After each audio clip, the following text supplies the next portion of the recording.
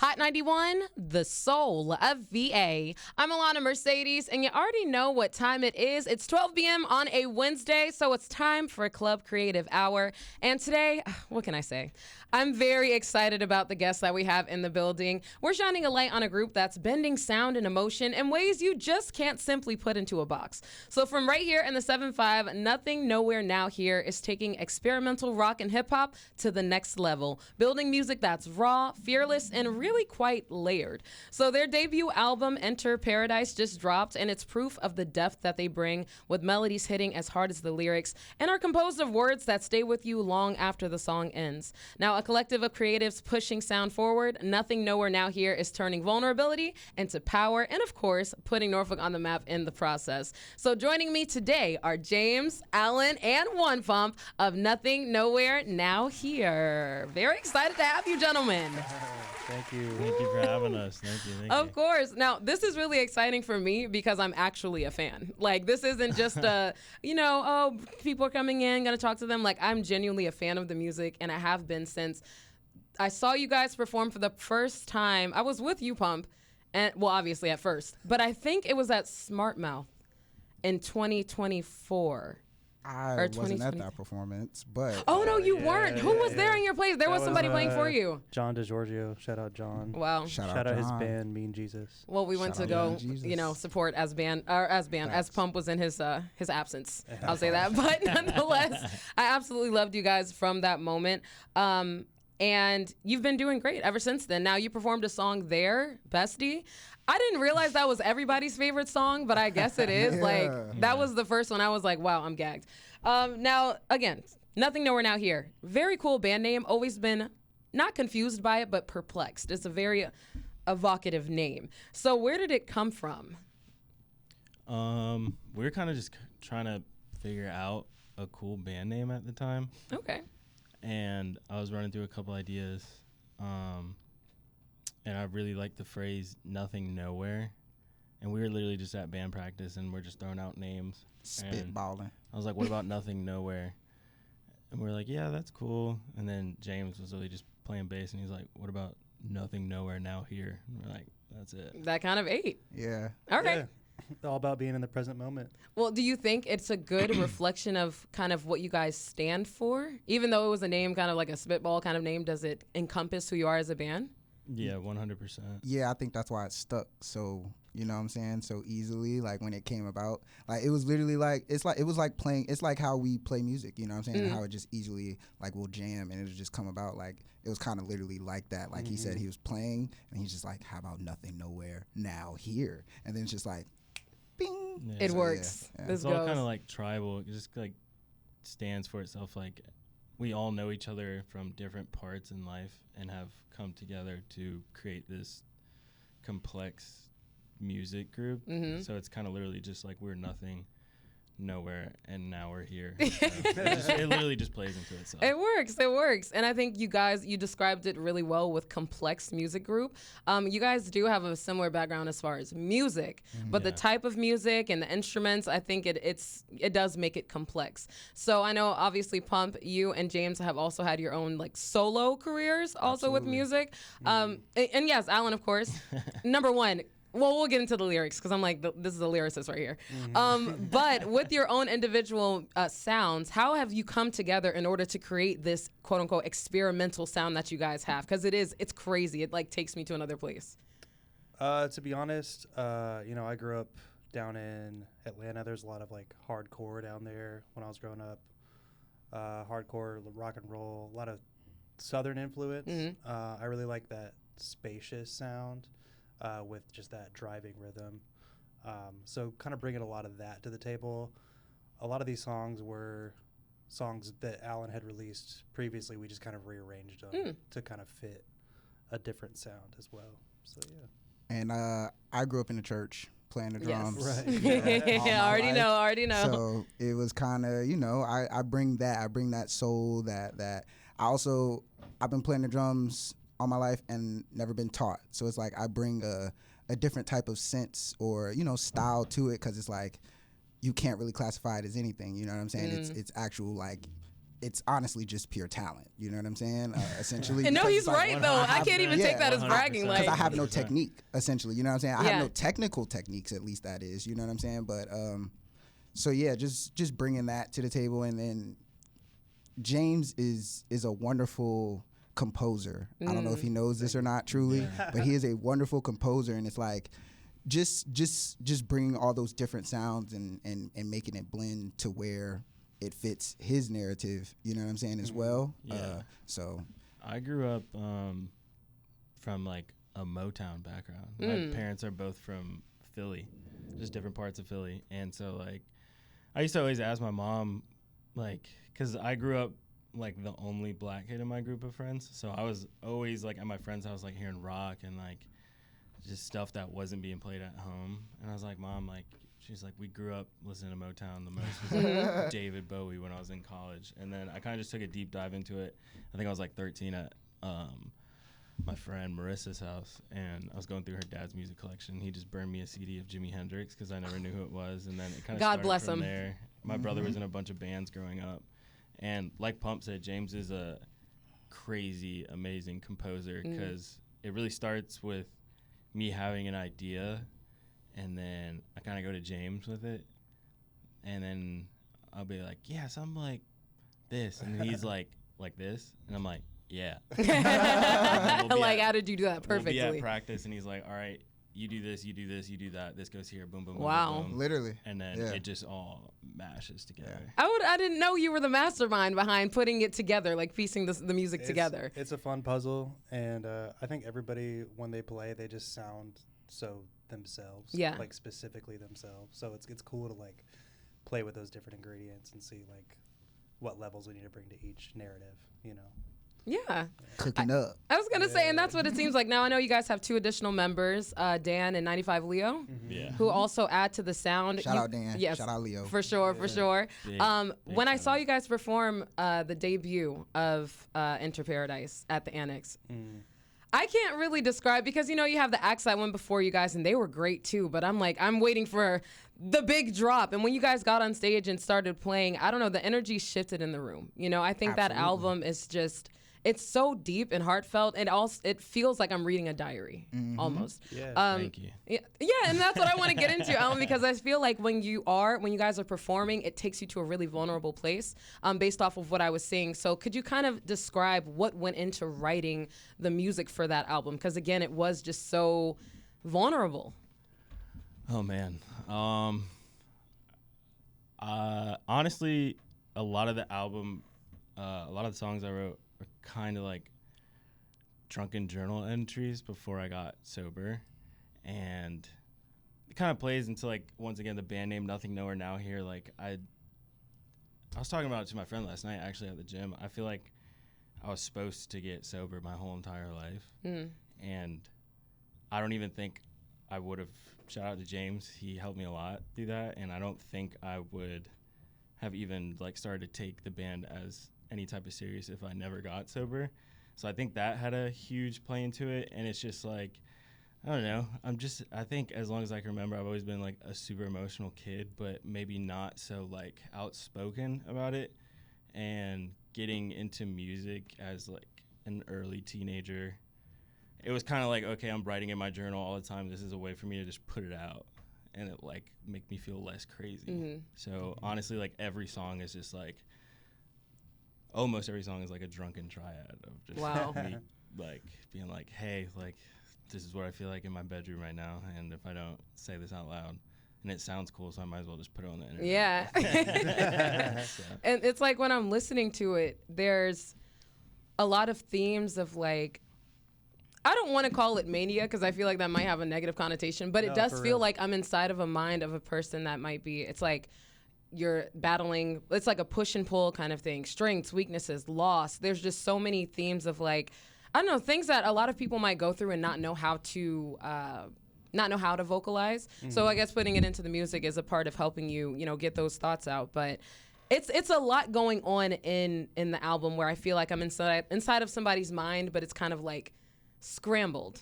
You know what I mean? For sure. Stuck in your head. Yeah. It, like, even when I'm listening, and that's another thing with the album. Honestly, guys, this is a trap. I came to just discuss the album and like, what went into it, obviously. Because when I'm listening to it, I don't feel like there was ever any resolve. When I'm listening to the music, I never hear a, you know, it's good now. Like, Because there is an arc. Go ahead. I like to think that this album and the way it makes you feel, I feel like this album is a great representation, for me at least, of life. Mm.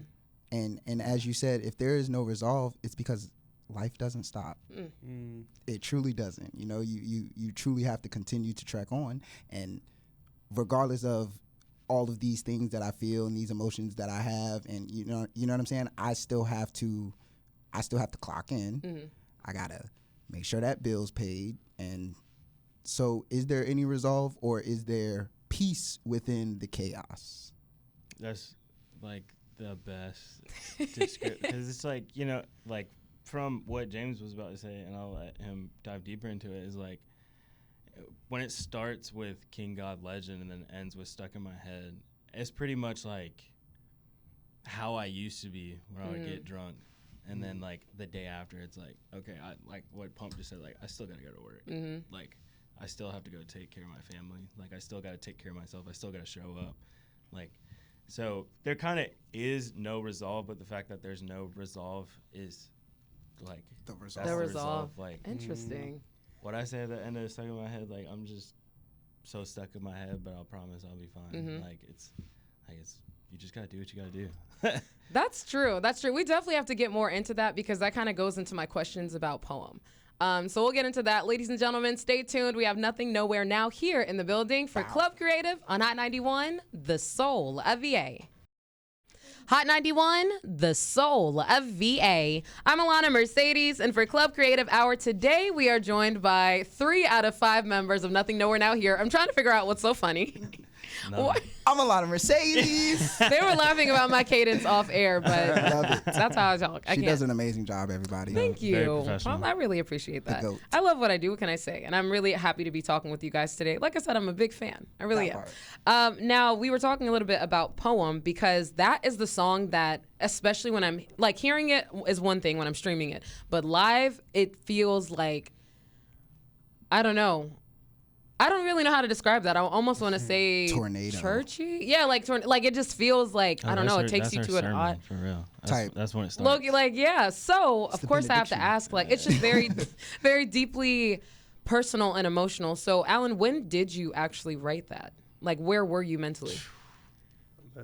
Everywhere. Oh, Literally. that one took a long time lyrically. Yeah. Yeah. It was one of those, like, he wrote it here, then he wrote it again here, and then he wrote it again here, and then he wrote it again here. As and then he I've wrote it again as here. I've gotten older, I have this weird way of writing music where it's kind of like, literally, as funny as it is, almost like poetry. Because depending on how I feel one day, I might just like write like a stanza, a couple bars. Sometimes I'll write like a couple pages, and then along the way, when I get an idea, I'll pick and pull. And it's just like, okay, this goes here, and it just works out. But honestly, I'm not lying on stage where I'm like, yo, I rewrote this like 12 times. Yeah, yeah. I think I rewrote it almost every single horrible day I've had over the course of like a year and a half. And it started, and like when I say horrible, it started off on like this horrible situation, then it went to this horrible situation, then it tied into these two tie into this, and it's like almost like the way that I write the music. So. And once again, I used to have this job where I would drive trucks like up and down the East Coast, and there's this band called Black Midi, and there's this song called 7-Eleven. And if you listen to that song, you can hear where Poem is inspired from it. And I pretty much came to James and was like, I'm having this really bad day. I wrote this stuff. I listen to this song all the time on repeat when I am having a day like this. Let's do something like this. And then he was literally like, doom, doom, doom, doom, doom, doom, doom. And then I started doing it, and then we're like, this sounds crazy. Like, this has crazy progression. It does. Like, it's almost a little haunting in the beginning, like when you're playing that. So you say that you wrote in different times of your life, like different bad days. It's a culmination of all of that. do you find that there's any resolve in creating something like that, in that kind of song, for instance, the way that it ends, like, you're not okay, but that's okay, but is there resolve in that? I was running the other day, actually, and I'm just, like, thinking about, like, the place where I came from, where I'm at now, and I was kind of like, there's no, literally what we've been saying, there's no resolve, but, like, growing is almost grief itself, because you're deciding what parts you're holding on to while letting go at the same time. Literal. And that, like, blew my mind when I, like, realized that in the middle of the run. I was like, oh man, this is what this stuff is for. So I think that kind of plays into poem itself, because it's like, I'm okay, I'm all right, I'm just okay, and that's okay. And at the end of the song, it's like, I am not okay. Hey, Like, I must admit. hey, you guys been asking? Yeah, actually, I'm really not okay. So. That part. Now, also with that, you've again been very open about your sobriety journey. It's been a while now, right? I feel like the last time I saw, I was like, up on, I'm somewhere in like 560, 570. oh, okay. Last time I saw, it was like 500 days. So that's excellent. Wow, good for you. Thank you. And we were talking about how obviously when you wrote this set of music, it was at a different point of your life. It was before you were sober. And now getting into this, what ideal or initially, I would say, caused you to decide to be sober? I'm serious. Like, how did you make that decision, and how did your making music? I'm not sure if you started the band, or if you guys started the band before or after making that decision, but how did it, like, the band help shape that decision for you and make it? I don't know if it made it easier, like it helped you work through it. Like, how did that work out for you? I'll let them answer on if it made things easier or not, and then I'll tell you why I got sober. Yes. Yeah, because I met up with Alan at a bar to talk about starting the band, you know? And so it was like, we've kind of grown around these songs, and these songs have kind of taught us, like, it's been kind of a mirror to, like, look at, you know? It's like, okay, this is how we're feeling, and like, oh, we actually can hear it back now. And then, yeah, here we are. But yeah, I'll let Marcel take it over. Yes. It got, Again, yes. It got easier. I've always believed that, you know, he is the leader, you know? So it's like, if your leader is 100, I can only be what I can only give as much as who I'm following. You know what I'm saying? Like, in that sense, because, yeah, I'm a part of something. I represent him. You know what I'm saying? Like, I'm an extension of him. So it's like, if he's good, you know what I'm saying? If he's exactly where he wants to be, then I know for sure this is going to go exactly where it needs to go, more so. You know what I'm saying? So it's like, whatever he thought was best for him at the time, whether that was to go on a bender or get sober, which he chose, you know, the latter of, and it was exactly what we needed. So, yeah, yes, it got a whole lot easier. Again, 3 times, yes, yeah. I've always been very open about my sobriety. I'm just the kind of cat who wears his whole life on his sleeve. So, being completely honest, I call it like Peepaw Uncle Core. Like, I just was. Peepaw. Yeah, it was a double. Before I got sober, it was just a double-edged sword, because I was never really emotional. I was never really, like, angry, drunk. I'm just, like, come from a line of, like, addiction, and I've always been the younger cat that hangs out with the older cat, so I've kind of just been, like, taught the ropes. So it's like, I can go to the bar and shut the bar down and, like, have a 12-pack and, like, 6 shots, and, like, we'll have a conversation. You can tell I'm drunk, but it's like, I'm nowhere as incoherent as anybody else would be. Like, it's a double-edged sword, because I can literally do this. Like, what's worse, being the emotional, angry drunk, or being the cat that's like, just quiet, just minding my own business. You know what I'm saying? And I went to a drug-induced psychosis for like 5 days. And I've dealt with addiction, like, since I was a teenager, you know. Went to detox a couple times, and this time I was just like, I could go to a center, I could do this. I just shacked up in my room for like 6 days. Wow. And just self-detoxed it, because I was like, if I don't do it this way, I don't think I'm ever going to do it. I was 29 at the time.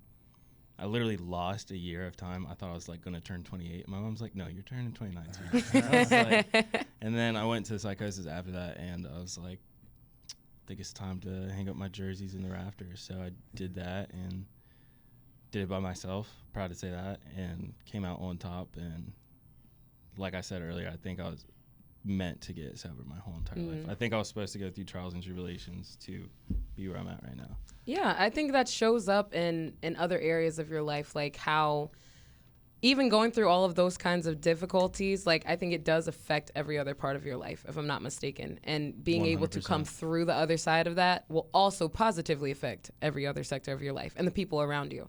Now, it seems like you guys have like a really brotherhood-esque kind of thing going on outside of just the band. Again, being able to encourage each other, being able to kind of understand each other's musical thoughts and piece things together. You know, that's a big deal. So tell me about how, I don't know, I guess the brotherhood of the band goes into the output. I know brotherhood is so corny, I'm sorry, but No. how does it go into the output of the music? It makes it so easy. I met Marcel a long time ago. You know what I'm saying? I'm sorry, I called him. I met Alan a long time ago. I'm over here like staring off, like just getting in my head. Yeah. I met Alan a long time ago. You know, We were both through making mutual friends. Yeah, we were rap making music. at the time. And I met him when he wasn't sober. You know, like I met him. It was at his crib. He lived with my DJ at the time, Scholarship. So. And, you know, it was like 2, 3 in the morning when I really got to meet Alan. Like, he just pulled up on me, you know what I'm saying, his things of choice. And we just got to chopping it up for like a solid 30 minutes about, you know, just life and stuff. And it's like, I really didn't know him at all for real. You know what I'm saying? Like, I had been around him. And then, like, it was like that night, he kind of was just like, boom, like, hey, this is me. You know what I'm saying? And I kind of was just like, and in my head, I was just like, you know, he felt comfortable enough to do that. So it's like, boom, all right, well, this is me. And then it was like literally like, it was like a unsaid, super locked in understanding. It was like when the avatars do the little binding thing. Yes. And then like we literally have just been locked in That was ever like since. So it's like, 2018, and I've been told 2019. him like, hey, I play the drums, bro. Like, cause I've always told him like his music needs to be, you know, Yes. with live instrumentation. And years later, it just literally made sense. Yeah. Wow. Well, that's beautiful. I think, again, everything has a purpose. Every meeting has a purpose. And obviously this one is very intentional, very intense. I feel like you guys have come together to make something incredible. Again, like I said, when I was at the Annex watching the album release performance, I also saw that, Alan, you had some family members in the audience. No, and actually that was crazy to me because I'm like, yo, when I saw her come in, I saw your grandma came in. I think it was your mom too. Yeah. I don't know if have they ever seen you perform live before? Oh my Yeah. gosh. Oh, really? They be at all the shows. Okay, then that's not abnormal. I bless. Nothing nowhere. What'd she say? Nothing. Always nowhere. be right back. Yep. That's my mom's joke. My mom, shout out Shelly. When I was 14, you know Frankie from the Trap? Yeah. We, super secret lore, he was my first friend in 7th grade. Wow. And he was in a rap group, Young Talent. And they recruited me, and then it just turned into a group where it was just me and Frankie. And then when I was 14 for Christmas, I was like, yeah, shout out Frankie from the Trap, hardest working artist ever. I told my mom, I was like, I want to make music. And this is like 2010. Like a home studio was not affordable. Like nowadays you can go out and get a setup for like $175. Oh, I didn't know it was that cheap. Wow. Like easy money. Back then it was not affordable at all. And I was like, yo, I want to make music. And my mom, that Christmas, she probably had to spend like 2 bands easy on me. Wow. Like got me man. got me the Rocket 6s, the audio box, like mic, and like she has just like a lot of musicians I meet, they're like, yeah, I just did this for fun in middle school, or like my parents absolutely hated it. I had this crazy childhood. My mom has been the most supportive mom ever my whole entire life. And Joanne, my grandma, she's a retired teacher from a line of retired teachers and professors. And so she's like, as long as you're doing your schoolwork, like, you can have whatever you want, sweetie. So it's been like that from the jump. That is so beautiful. So they're obviously very supportive of your journey. They've seen the different, I guess, parts that you've gone through getting up to today. Yeah. I mean, what does that mean to you? Just to have their full support, it seems like, even to come to a show that is really loud with a lot of loud people. And it's just. Bless Joanne. She's 86, dude. Wow. She be thugging it. No, seriously, that's crazy. Like, and it's crazy. I was like, is she going to need like some sort of earmuffs or something? I was like, it's going to be too loud, I feel. But no, they were right there front and center. And to see that was just, I don't know, it was really inspiring to me, because I'm like, wow, they must really obviously support you and just believe in what you guys are doing. So that must really mean a lot. And I definitely want to get into the album following. I'm not saying that you guys have started working on it or anything yet, but I'm interested in knowing like what is in the works and what that's going to be sounding like. So ladies and gentlemen, stay tuned. It's still Club Creative Hour on Hot 91, the soul of VA. Hot 91, the soul of VA. I'm Alana Mercedes, and for Club Creative Hour today, why do y'all keep laughing at me? That's actually crazy. Like, Sorry. No, it's okay. I understand. Really But it is, guys. Alana Mercedes. I do what I must. It's Club Creative Hour. Nothing, nowhere, now here. One of my favorite bands. Actually, I'm sorry, you guys are my favorite band, especially locally. Like, you guys are like, and it's been that. Applause for that. It really has been that. And I'm not just being biased. Like, I knew you guys were going to be good when Facts. Pump was the drummer, number That one. part. All the way. Always knew that All the because, way. like I said, y'all know the lore. Like, me and Pump were also in a band together, and I knew based off of your talent, I was like, oh, they must go crazy. And again, the song that stuck with me the most was Bestie. I was just so obsessed. I'll never forget that performance at Smart Mouth. Now, off air a little, we were talking about how, well, we talked about it on air first, how I didn't feel like there was any resolve in this specific album. And you guys were talking about how, that's kind of how life goes. It's never really a resolve as long as you're living. However, this album was crafted from a different standpoint. Like, you were at different places in your lives. And now I'm assuming that the next is going to be from a more current place in life. So could you possibly give us a little insight on what could possibly be cooking up? Like, what could we expect from a new album? And although this one just dropped, literally, but I'm gonna let him cook. I got a good analogy. It's like you lift weights and then you learn how to lift weights. Yeah, it's like there's space to dream now, so it's like, all right, what do we like, here's what I've been dealing with, here's what we just tackled, what we got through.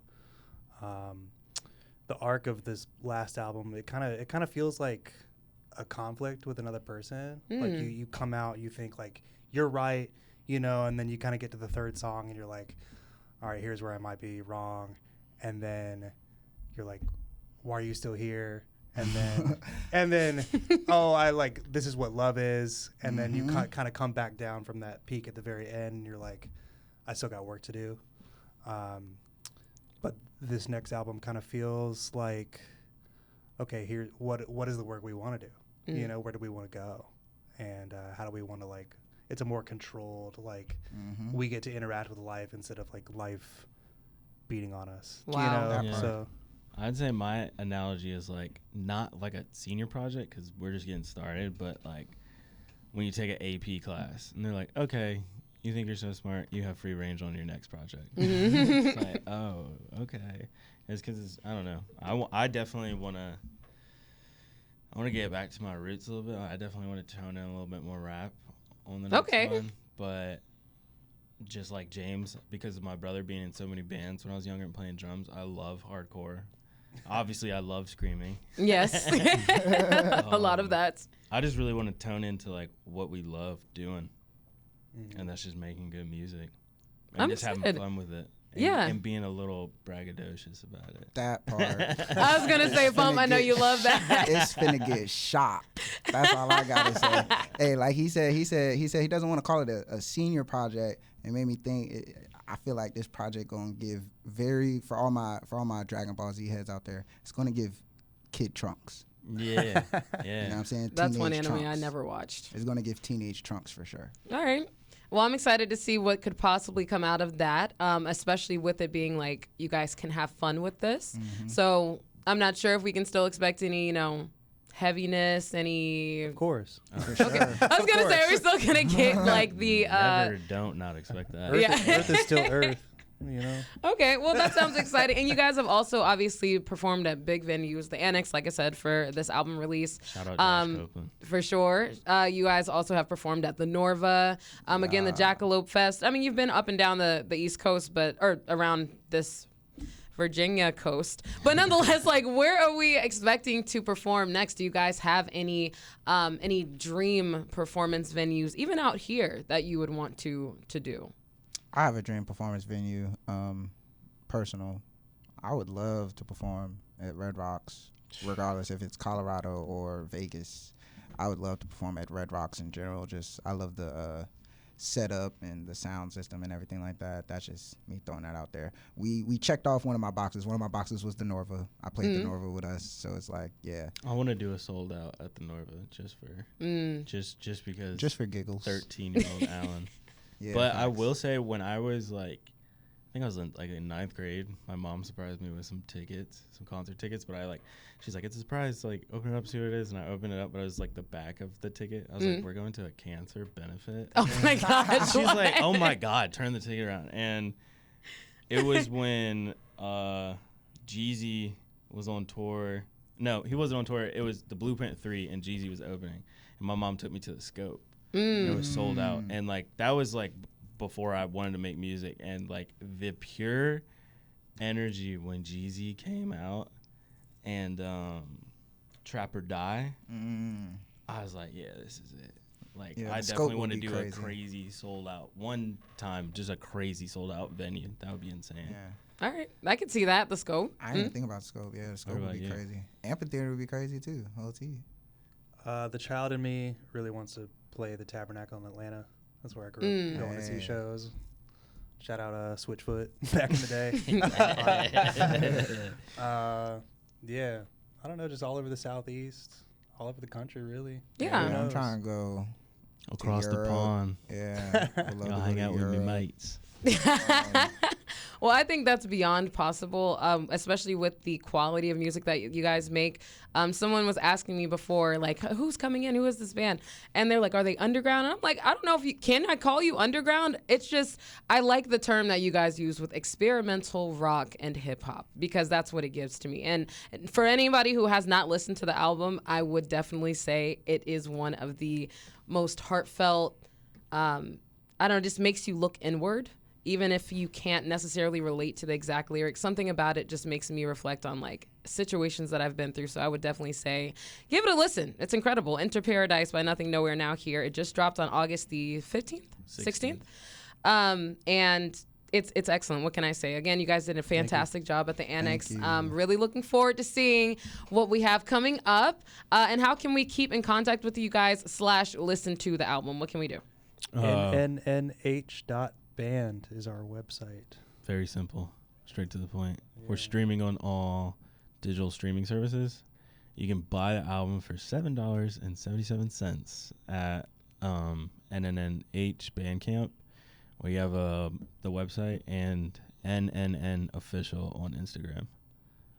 And that's that. Well, thank you so much, guys, for joining me today for Club Creative. Again, I appreciate the vulnerability for sure in the music and here today. Like, y'all are great. And like I said, I'm just a fan. I was just as excited that y'all came here. Honestly, I was. But thank you guys so much for coming in today. Thank you. You're amazing. Thank you, Pump. Seriously. Literally, he's biased, but no.